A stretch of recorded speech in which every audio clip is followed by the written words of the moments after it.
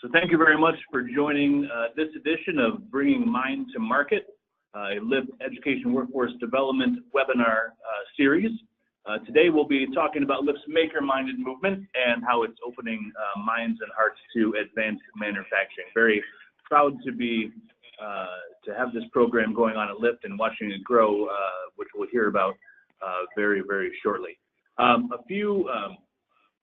few housekeeping items I'd like to address real quick. First of all, is if you please put your phones on mute. We'd certainly appreciate that. If you have any background noise, that'd be helpful to not have going on in the background during our presentation. Secondly, the webinar will be recorded and posted on the Lyft website, so the less background noise we have during the presentation, the better. And also it'll be recorded so you can go back and watch it a little bit later or share with your friends and family who were unable to make it today.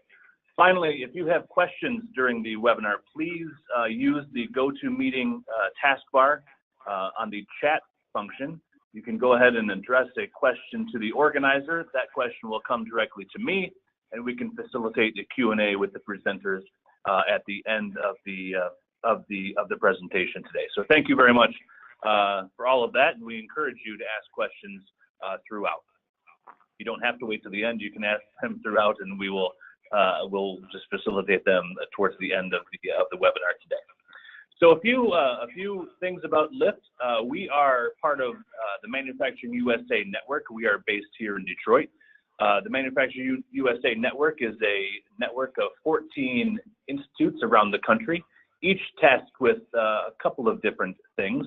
The first is to reinvigorate manufacturing across the country. All of us have different technology focuses that we direct that R&D on. Ours happens to be lightweight metals. Our mission is to revolutionize manufacturing through lightweighting, innovation, and education. So along with the R&D side of our one leg of our stool, the second leg of our stool is transitioning that technology into the marketplace. We don't believe that we can affect manufacturing and bring those innovations to help manufacturing without transitioning them into the marketplace. The third leg is education workforce development to make sure that the pipeline of talent is there. People that have the skills and abilities to work with that new innovation are in the marketplace or in the workplace and ready to enter the manufacturing world. So we believe that if it moves really by land, by air, by sea, or in space, it can be lightweighted. It can move further, faster, more efficiently, and directly benefit the U.S. commercial and defense marketplace. We are based here in Detroit at Lyft, but across the country, we have over 200 members and partners that are industry members, education members, and we have, at any given time, we have more than 600 people working on our education workforce initiatives, our technology development programs across the country. So we are not just this 100,000 square foot facility in Detroit, but we are a nationwide network of experts involved in lightweighting and education. I will point out one thing, that it's been a busy day here at Lyft and our facility in Corktown. If you haven't seen the news, please visit our website at lyft.technology, but we just accepted today the first and largest linear friction welding machine in the continent, the only one in North America available for R&D. It has been delivered from our friends at MTI Welding down in South Bend, Indiana. So stay tuned for that. You can visit our website to learn a little bit more about the capabilities of that machine and what we expect it to do. You can also follow us on our social media feeds, particularly Twitter at News from Lyft, to stay tuned to see what is going on with the delivery of that machine and as it gets up and running. It'll take a little while to get up and running, but we are very proud to have that here today. That is a little bit about Lyft and kind of where we are, but I'm going to turn it over to Emily DeRocco, our Vice President of Education and Workforce Development, to talk about that leg of the stool and what we have going on here at Lyft and around the country. Emily? Thanks, Joe. And I too am excited about the delivery of the new welding apparatus. It is a monumental undertaking for LIFT and for American manufacturing. We've been very fortunate at LIFT since our inception in 2014 to have our industry members and our leadership totally committed to a strong and growing pillar in education and workforce development. Of the 14 manufacturing institutes nationwide, I think LIFT has been the most aggressive in its talent development initiatives throughout the 4 years plus of our evolution to date. We've really focused our education and workforce development portfolio on two very important goals. One is to address the current skills gap in advanced manufacturing. We who deal with manufacturers or in the manufacturing industry understand that today one of the biggest pain points is finding the right people with the right skills at the right time. And there really is no excuse in the United States of America with a world-class education and workforce development system that we struggle with a skills gap. And I will say that key to the skills gap, as identified by our industry members, is a strong foundation in the science, technology, engineering, and math skills, or the STEM skills as we all recognize them. And that's what our focus is here today. But in our 4+ years, LIFT has made over 40 investments with partners across our education, workforce development, and economic development and industry engagements, specifically in building initiatives and programs of study that will begin to address the skills gap.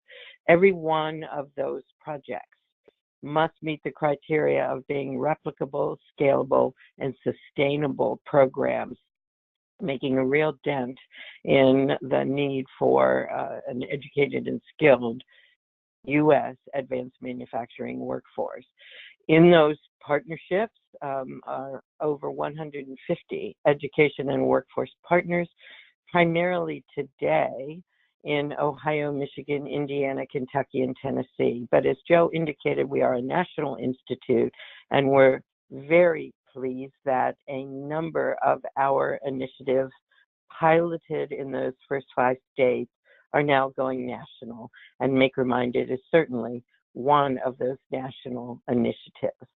But our second area of focus for our education and workforce development programs is now aligning technology and talent development. We can address the manufacturing skills gap as we know it today, as our 40+ investment programs have been doing. But if we don't begin carefully aligning technology and talent development in our educational programs of study, we will simply create a new skills gap as the new technologies from those 14 innovation institutes become diffused and deployed into manufacturing, design, and production. So in order to assure that we address the skills gap we know today and we don't create a new skills gap for tomorrow, we are working very hard on the alignment issues.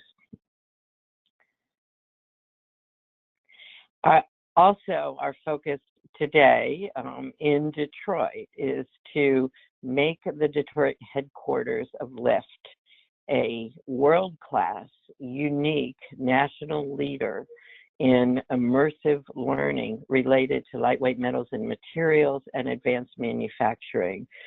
We are building out above our high bay floor a LIFT Learning Lab that will be one of a kind and will uniquely address education and workforce development initiatives immediately in the Detroit area, across Michigan, but then also virtually across the nation. We're very excited about the opportunities that we're pursuing with partnerships in building out the LIFT Learning Lab and developing this world-class facility.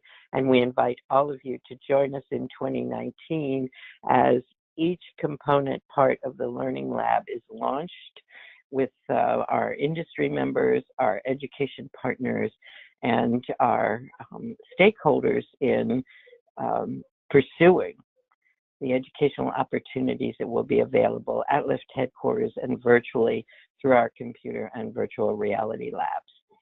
With that, I'd like to introduce the National Coordinator for LIFT for this Maker-Minded initiative, one of the most powerful initiatives to introduce students, teachers, parents, and other partners to the opportunity to open their minds and hearts to manufacturing and STEM learning. The National Coordinator, J.C. Kavanaugh. J.C., it's yours. Thank you. Can you all hear me okay? Great. Well, thank you so much. I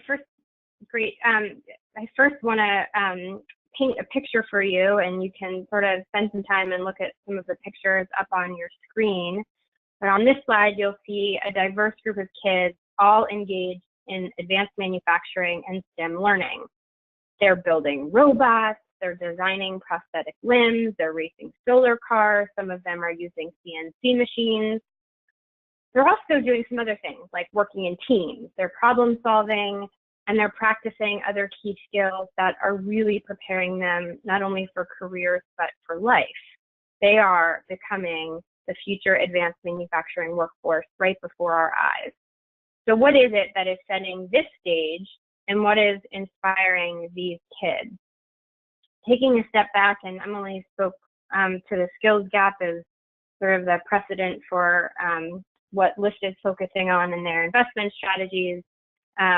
But let's look at some of the barriers that we are currently facing in getting to these kids where they need to be, to the point you saw them on the previous slide. We know that there are numerous STEM programs across the country that are giving kids the skills and experiences they need, but not every student, and I would say the majority of students, do not have access to them.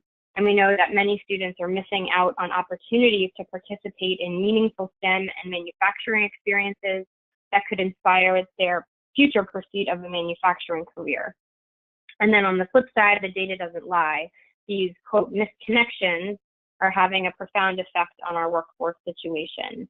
Really, it's the kids that are in school today that will have to transform into the tech-savvy workforce of the future. But when we know that students start making decisions about their career and their future education starting at about 8th grade, by the time they graduate, only 16% of them are actually proficient in math and science or interested in a STEM career. So we're losing lots of kids in the pipeline.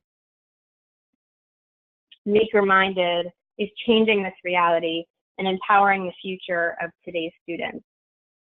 What is Maker-Minded? It is the connection for students to find their passion in advanced manufacturing. It's fairly simple. It's a digital platform that harnesses the power of competition and campaign communications to expand access to world-class STEM and advanced manufacturing learning and experiences. And it's through these experiences that students gain 21st century skills, technical as well as employability skills, to secure their path to an advanced manufacturing career. So how does Maker-Minded work? Students sign up at makerminded.com at no cost, and they gain access to a heavily curated portfolio of diverse STEM and advanced manufacturing learning and education experiences. They find something that inspires them, that matches their interest and their skill level. They complete that activity, and then they tell us about it. They tell us what they did, and after they complete it, they get points for their school. In the submission process, their reflective nature that requires them to not only tell what they did, but connect what the experience is going to do in their education as well as their future is critical. And we showcase their success, and we showcase the success of the school in supporting students as they become maker-minded. And then we celebrate their success at a year-end recognition event where we award the top schools with various prizes. In the past schools have won virtual reality, portable virtual reality setups from their school. The real heart of Maker-Minded is its digital activity portfolio. It includes a diverse array of activities that students choose based on their interests and skills. They range from, you'll see here, many of them you recognize, some that you might not recognize, but they run the gamut from plant tours and career days to online gaming activities and sort of year-long STEM competitions. Some of the premier national activities that many of you recognize, like Skills USA or First Robotics, are just as popular and just as important as the smaller, more local, but equally impactful activities designed and sponsored by local employers, education institutions, and community groups. We are driving kids to experience STEM and manufacturing in their own communities and be leaders in their own communities. Maker-Minded meets kids where they are. No matter the student, there is something for them to engage in manufacturing. Some students get out and visit a local manufacturer in their neighborhood. Others participate in STEM competitions. And others really focus on applied learning and project-based learning in the classroom, bringing manufacturing and STEM to their formal education experiences. State by state, we're really building a national Maker-Minded movement. As Emily talked about, we've initially focused in rolling out Maker-Minded across LIFT's 5-state region. The history, in 2016, we launched in Tennessee and Kentucky. And then in 2017, we launched in Ohio and Detroit. In just those first 4 campaigns, we had over 5,000 students and teachers from middle and high schools, 400 middle and high schools engaged and active on the Maker-Minded platform and competing for Maker-Minded prizes. This year, we've just rolled out 3 new campaigns to expand beyond the LIFT footprint in Indiana, Idaho, and West Virginia.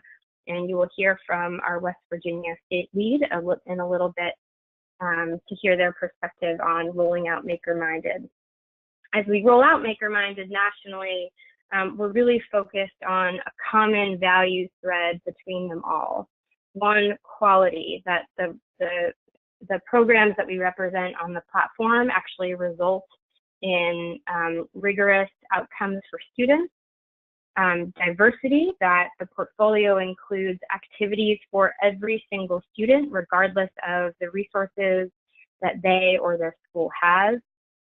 Equity, no matter the size of the school, the resource capacity, every school can participate and be competitive in Maker-Minded. And probably most important, a manufacturing focus. So every single activity on the platform is really geared to helping students not only learn critical STEM skills, but make the connection to advanced manufacturing. We are really building a talent pipeline for advanced manufacturing. Through these values, we achieve 4 main simple, but I think difficult goals. 1, students gain access to high quality learning opportunities in STEM manufacturing. Through these experiences, they gain both technical and non-technical skills, as you saw from those slides. The campaigns and connecting disparate learning activities and programs that have never before been connected and consolidated and galvanized into one single place. We're really linking and leveraging those programs and creating a learning infrastructure or a learning ecosystem that can connect through to schools and directly connect with students. And most important, we're creating a pro-manufacturing mindset, and one that the students, the kids, are driving. They are leading the challenge to create the next generation manufacturing workforce, and magic can happen when we put the kids a challenge and give them the opportunity and empower them to solve that problem. So you've heard the kind of the national big picture of Maker Minded and the impact to the skills gap and the impact to STEM education and access to STEM education broadly. But I want to narrow the focus a little bit and let you hear about what the impact is like on individual students. So joining me is one of our fantastic Maker-minded teachers, Angie Davidson. Angie is a middle school science teacher at Jackson Independent School in Kentucky. She was also our teacher advocate for Region 5, and she is a co-founder of the Kentucky Appalachian School Network. So I'm going to turn it over to Angie for a few minutes to talk about what she sees in her students as they compete in Maker Minded. Angie, are you on and ready? Yes, I'm here. Can you hear me pretty good? Yes, we can.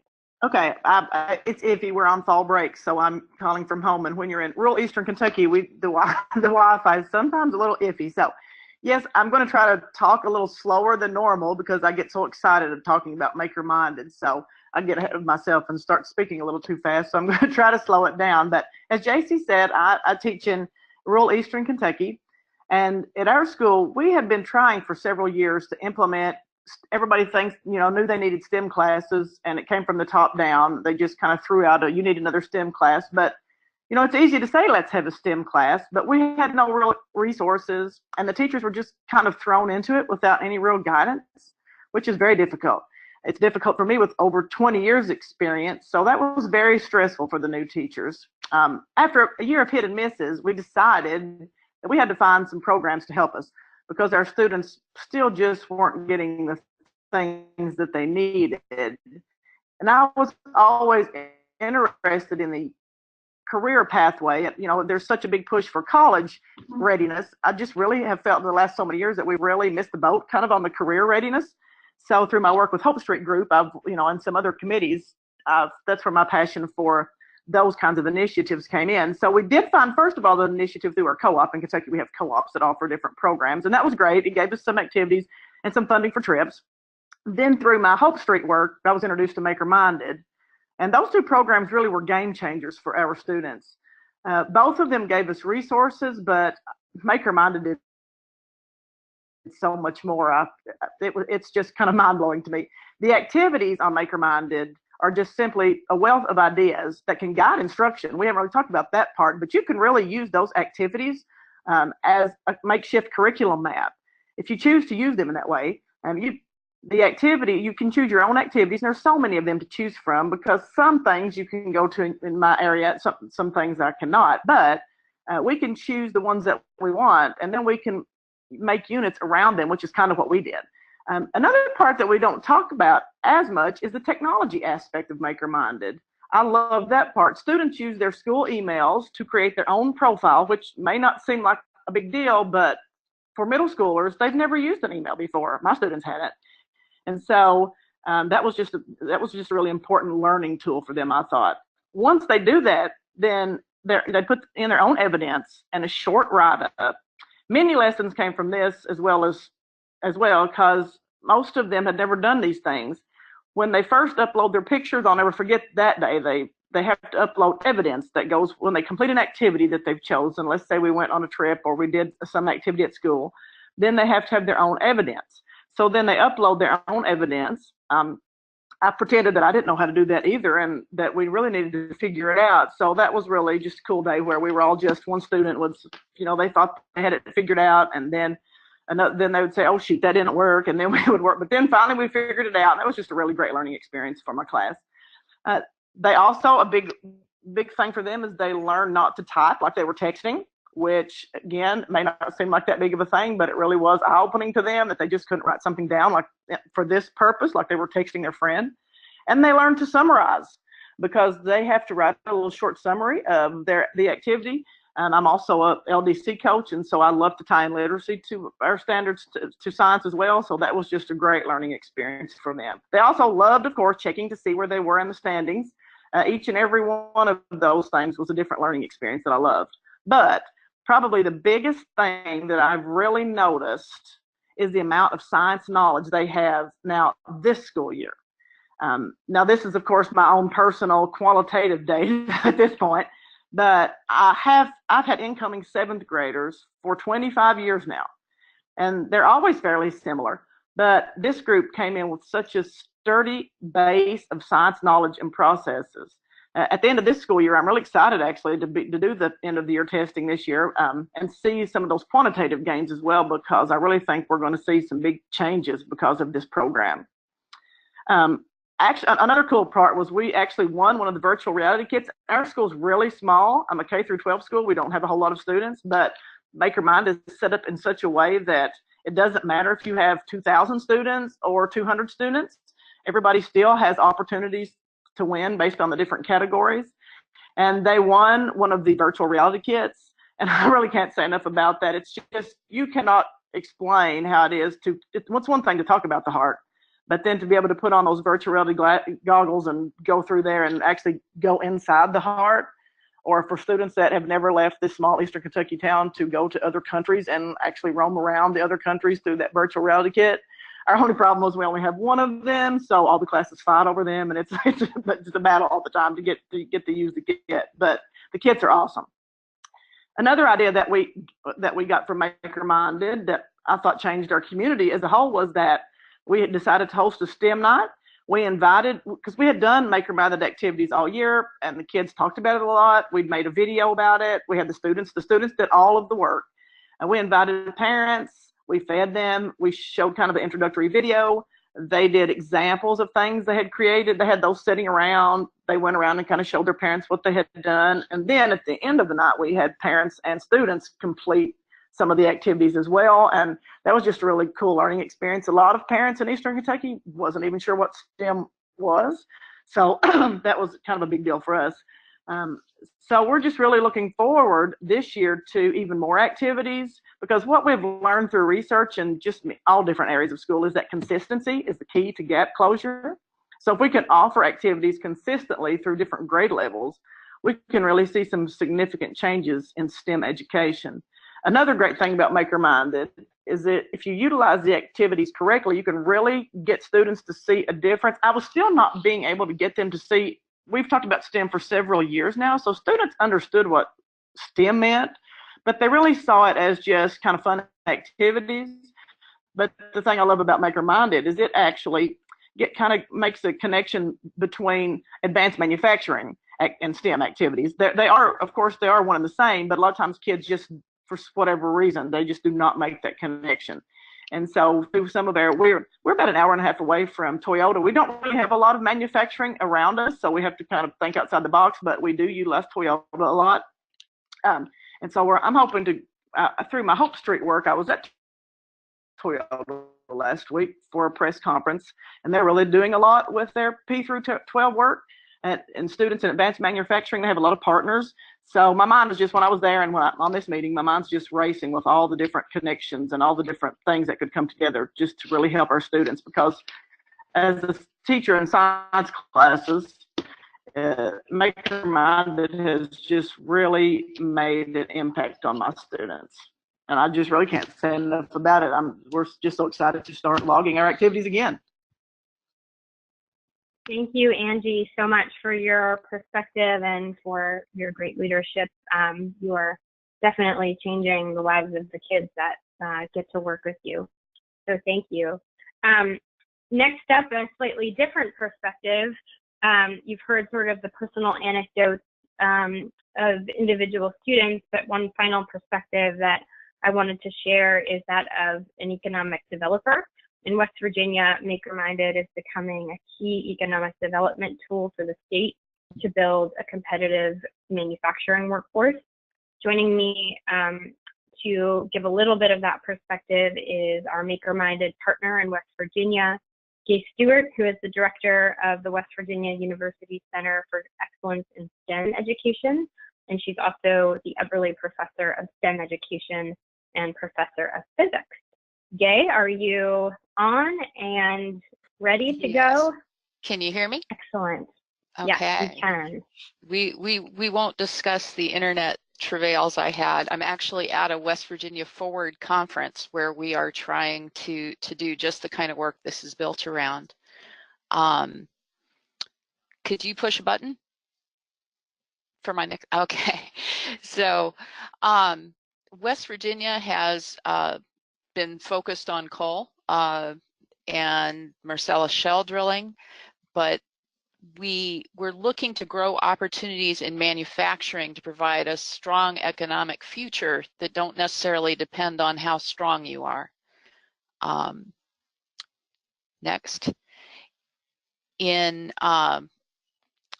the manufacturing jobs are really where we see an opportunity to improve conditions in the state.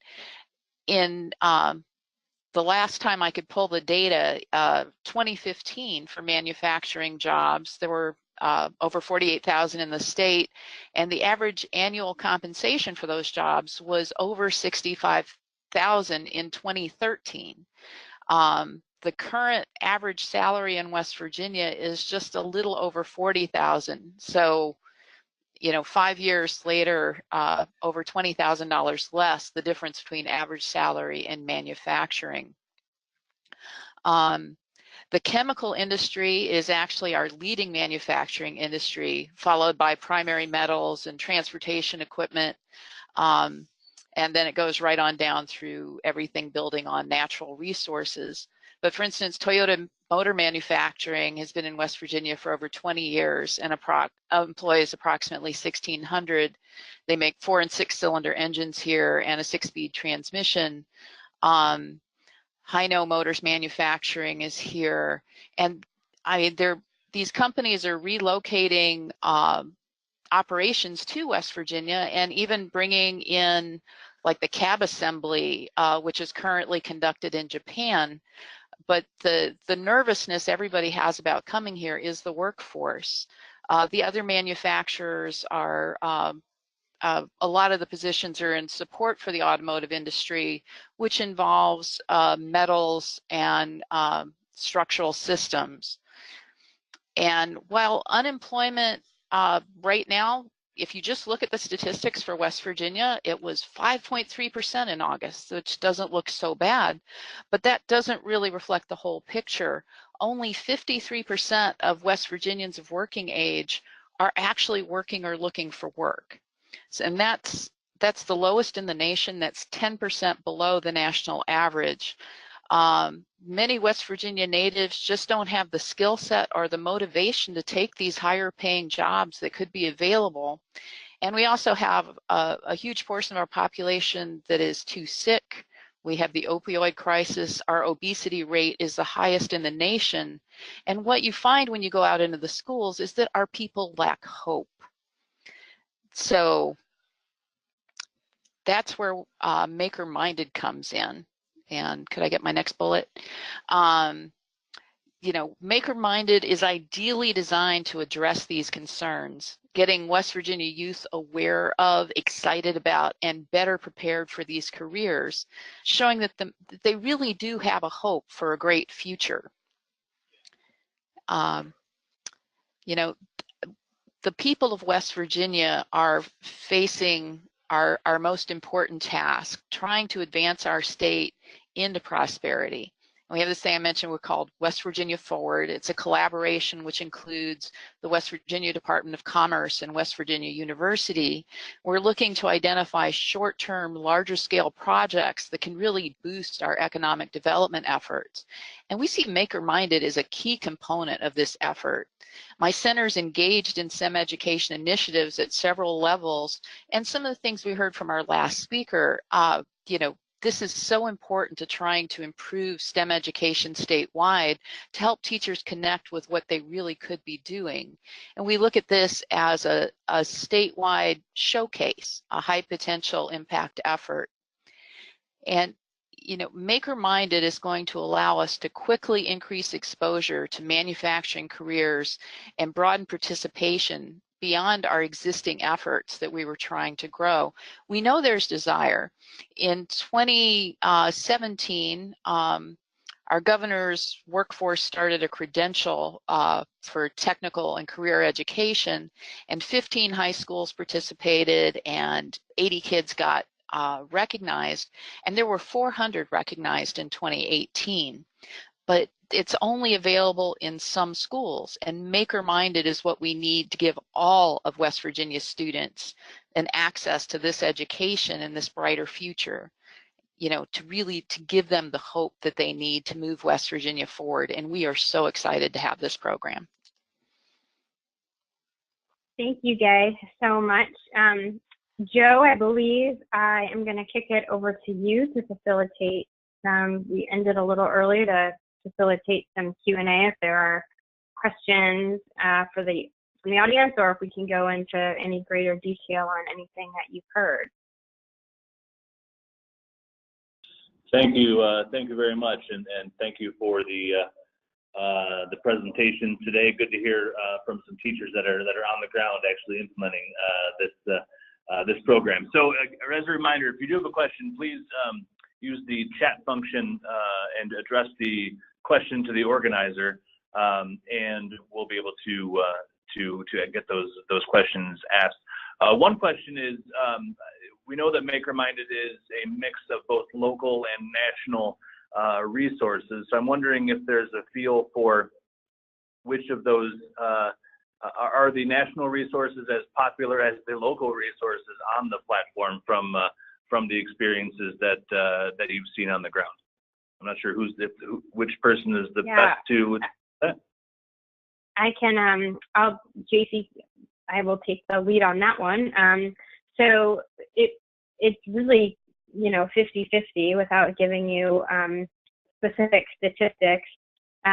We see kids that are engaged in, programs like Skills USA or First Robotics or Hour of Code, or sort of more nationally known STEM and manufacturing programs that now, one, get some extra credit for doing those programs. Every school athlete is touted as really successful, and most of us in STEM think that students engaged in STEM don't get enough credit for what they do. And Maker-Minded is really helping to change that paradigm and showcase student success and showcase students that are engaged in STEM as successful as, the star of the football team. You also heard Gay reference the use of Maker-Minded as really a marketing arm for many of the local activities, regional activities, statewide activities that don't have the awareness and the direct connection to schools. So initiatives like the governor's new workforce credential, really helping Maker-Minded really being that infrastructure that can connect directly with students. We also have a number of employers, I think about 50 across our campaigns, who have programs for middle and high schools, whether it's a job shadow or an internship or a plant tour or other sort of career days that they want to offer students, and they just have no idea where to start. They have no idea sort of where to find the kids, how to connect with them. Maker-Minded really becomes that access point for them. So I would say that it's really 50-50, the local programs that exist in communities versus the sort of more national ones. I think they're equally important and equally represented and accessed on Maker-Minded. That is good to hear. Another question came in. Wanted to know what experiences you've heard about, or maybe the teachers can relay about how Maker-Minded can transform technical and engineering education at the post-secondary level. Is it possible that this model could become part of post-secondary curricula as well? Yeah, I'll jump in, and then would love to hear our post-secondary representative, Gay, also jump in, and Angie too. So one, I think obviously the preparedness for preparing students to be able to take on manufacturing or STEM education in a post-secondary sense. So we're really making them not only career ready, but ready to pursue additional education in manufacturing. I think too, the move that we've seen towards more customized, student-driven, project-based learning. So the delivery of formal curriculum in a more project-based or customized sense is really becoming, as we're seeing with data, a really successful model for delivering learning. And Maker Minded, I think, is proving that. Certainly, you know, showing that, and Angie mentioned this, but, you know, as a teacher, having a curriculum, being able to align that curriculum to different third-party experiences, both in and outside the classroom, that students can do that actually apply that learning, I think results in more effective learning and also more greater mastery of the skills and competencies associated with that curriculum. Gay, I'm sure you have some perspective on sort of you've sort of proven the model in middle and high school. Does the model work in your opinion, in a post-secondary sense? I think there could be, you know, some good synergies there. I must admit, I haven't really thought of it from that angle. You know, we're moving towards a lot more project-based instruction, basically, at higher ed. You know, the research projects the kids do are incredibly important and drive their areas of emphasis.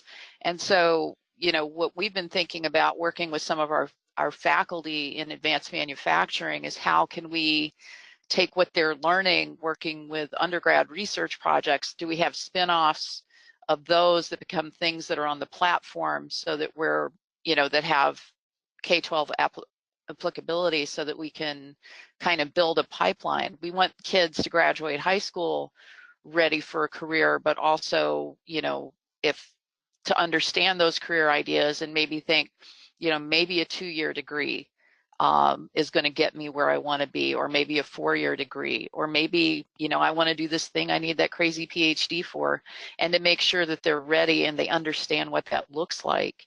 But I can imagine that, you know, especially across our system, some of our campuses have a lot more going on with sort of projects than others, that this might be a great way to share between campuses. So, you know, we're just getting started, but if you open that can of worms, there's a lot of places we can go with this. Gay, this is Emily. I guess I'd prefer to look at it as a world of opportunity versus a can of worms. But I know I'm what sorry. you're saying. The Economist. The Economist that gave the plenary this morning was kind of down. I do think of it more as an opportunity. The can of worms, it's just stuck in my mind from his opening talk. No, I was actually just teasing you. I think that those of us in the education space and post-secondary, and I know the questioner on this comes from that post-secondary world, we are experiencing a lot of criticism, quite frankly, of our engineering graduates from industry across the country, particularly manufacturers, who feel that the engineering curriculum too often is very theory-based, and those students don't have enough opportunity for work and learn experiences or the work-based learning or project-based learning, as you all have discussed. I absolutely believe that with a different portfolio of those kinds of opportunities at the level of our post-secondary students, that the functionality and the competition and challenge philosophy behind Maker Minded could be absolutely adapted to a creative use in the post-secondary world. We know that those students in colleges and universities and community colleges across the country absolutely love the competitive opportunities that they can find in today's educational environment, and they participate in hackathons, and they participate in a maker kind of context when that's presented to them. So kudos to the questioner. I think that a next generation maker-minded might be very focused in that post-secondary world and could yield a really interesting new portfolio of activities at their level. Absolutely. Oh, I was going to add something too, because here in Kentucky we have there's been a lot of talk, and it's a little bit controversial at the moment, but there's our new graduation requirements. But really, the purpose of changing those graduation requirements is to make more career pathways for high school students. And when I was at the press conference at Toyota the other day, there was a school in Harrison County. They have implemented P through 12 really, but they were really serious about implementing these programs in high school. And then they even have a pathway that some of their students that were in the pathway in high school, they go straight into, they're already in programs at different community colleges, and they even had some students that are now teaching classes at BCTC and some of the colleges, community colleges around the area. Mm-hmm. So that was really, we need to make, there's a lot of, I just feel like a lot of connections to be made there, because a Maker-Minded goes right along with everything that they're doing. Mm-hmm. But I think that's really the push. I think a lot of schools are trying to make those career pathways. And then for small schools, larger schools have the funding and things to make full-fledged career pathways, and some smaller schools, we may not have that. But if we do have the Maker-Minded resources, and there's a group called Project Lead the Way, and they're working with a lot of these programs, and with some Gear Up funding that we have, I think that we could really make a lot of smaller schools in smaller areas could also do these career pathways, just to kind of at a smaller level, and move right into the secondary education. So I think that's kind of, I agree. I think that's really kind of some exciting work, and really there's a lot of things that could happen in the future with that. Thank you very much for that conversation. I wanted to check in with JC. I know you put your contact information up on the screen there, but if I'm a teacher and I'm interested in this coming to my classroom or my district or my state, what is the best way, number one, to find out more information about that? Number two, what is the best location for me to go for resources, or to see more about what it's all about? Sure. So if you are in one of the 7 states I've mentioned, Kentucky, Tennessee, Ohio, Detroit, Indiana, Idaho, or West Virginia, you can reach out to me, and I can connect you directly with the state manager on the ground. If you are a teacher, it's just a really easy sign up. There's nothing you need to do to bring it to your school other than sign up and tell your students about it. There's no additional formal process beyond that. If you are not in one of those states and have, for example, a program you feel students could benefit from and want to offer via Maker-Minded, feel free to reach out to me or Emily for that matter. And if you're an employer, educator, or anyone in another state where Maker-Minded is not currently, feel free to reach out to Emily or myself, and we can have a discussion about what Maker-Minded might look like in your specific state. Excellent. So I encourage everyone to go ahead and reach out to the folks on the screen there and see, especially if you're in one of those seven states. But if you're not, please reach out and see how it can come to one of your states. I know we're running close to the top of the hour. I want to be respectful of everyone's time. So remember, if you do have one more question, you can fire it away on the chat function.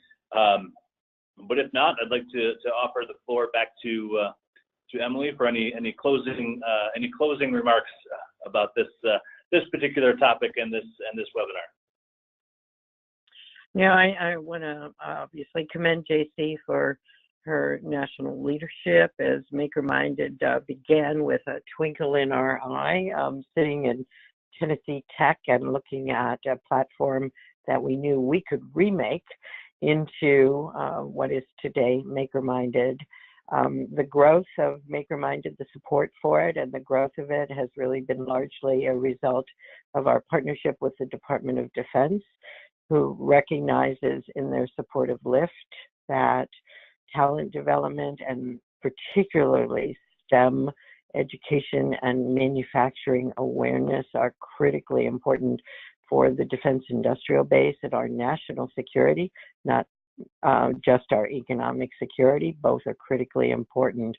And we are continuing to seek support from our federal partners and from our partner philanthropies to have the opportunity to grow MakerMinded as a national asset across the United States.